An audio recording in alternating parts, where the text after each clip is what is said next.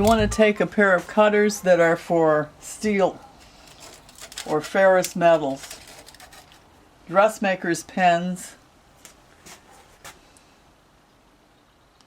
You want to cut them in half. Again, I'm going to use both halves. This half to hold down my outer ring. It just has the little head there and works really well in terms of keeping out of my way, so I'm not soldering the pin.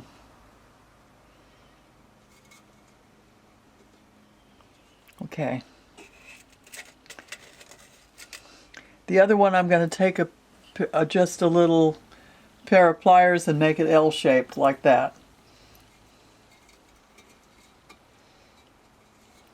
Either one. There's situations where the head pin works best and where the L shape works best.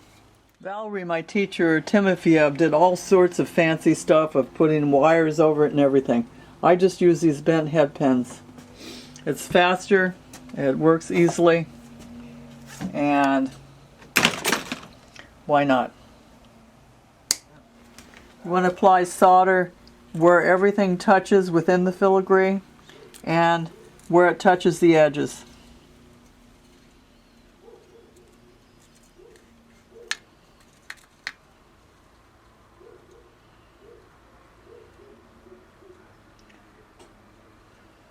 Let me tell you right off, it takes more than one pass at the soldering for you to get a shape like this. Okay. That's why I like these little squirt bottles. And I'm going to apply more solder.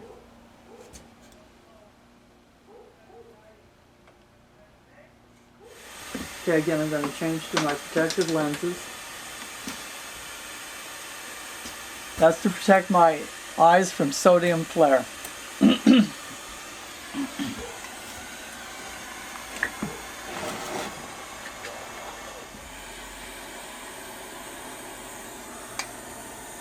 much flame.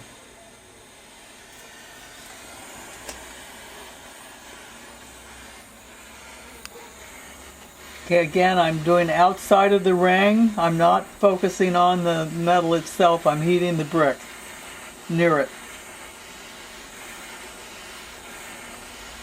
Then at the last moment, I'll come in and actually do the piece itself.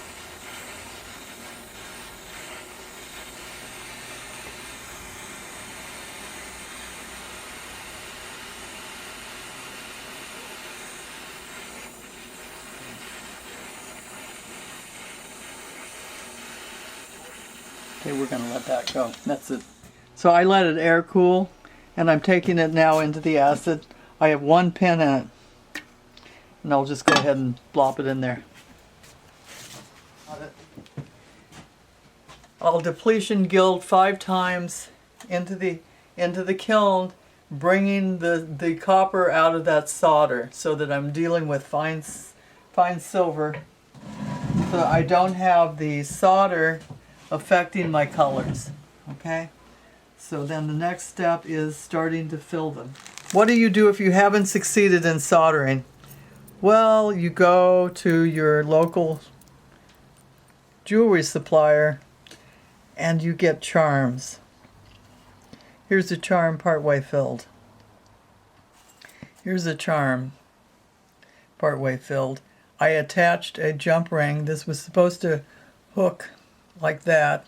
I attached a jump ring, and it makes an excellent pair of earrings. Okay, that cuts out 1/3 of your work, so you can charge a little less for these. And the charms are inexpensive. They cost maybe $2 or $3 each. Well worth skipping it, and they enamel very well. You again would want to depletion gild these. These are sterling, so you'd want to put them into the kiln. Couple of minutes at about 1400 degrees, into acid, then into the kiln again until the last time you pull it out of the kiln there's no more black.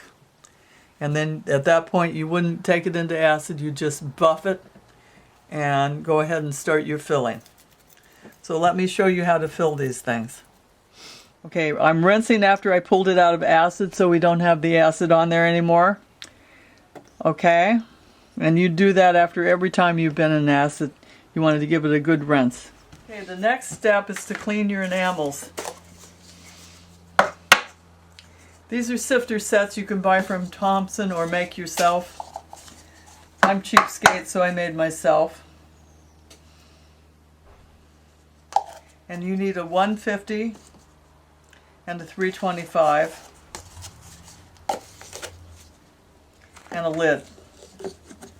When you buy them from Thompson, they look like this.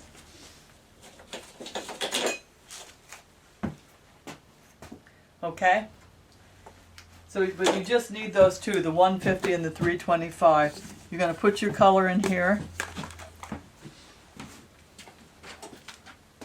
This is getting the fines out. If you don't do this, they will be cloudy.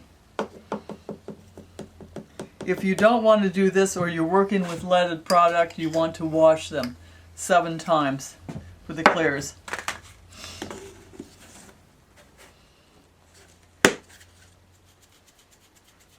Okay, cut to the chase on that. We don't need to do very long on that. You do that until no more comes through the thing, through the screens. And then you use what's on top of the first screen. These may already be done. Whoa, arthritis is such a fun thing. Okay, so you'd use what's here without the fines in it.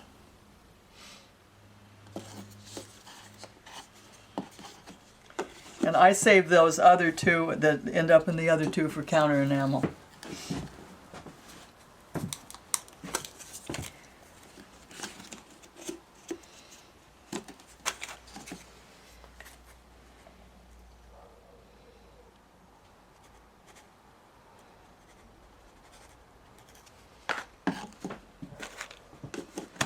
Okay, then you're going to mix this with 5-to-1 Clearfire.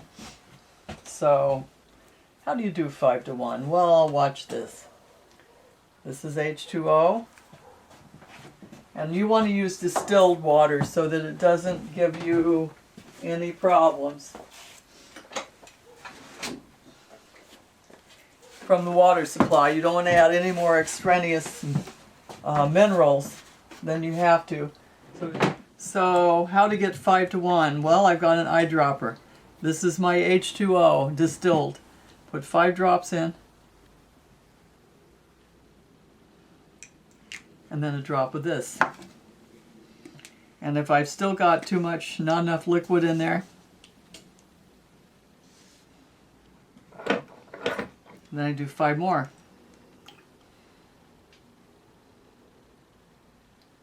I'm actually going to do 10. I can see I have plenty of liquid there.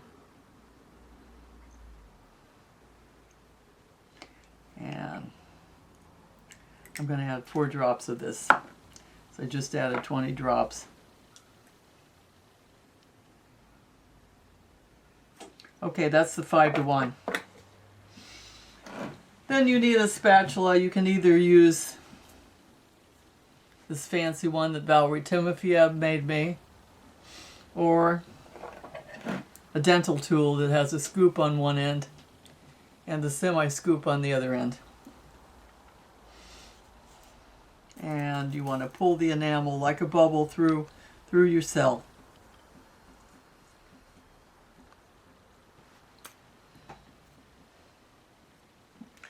And use blotter paper. Get the water out of there. Okay, you're going to continue to do that until you have all of them filled.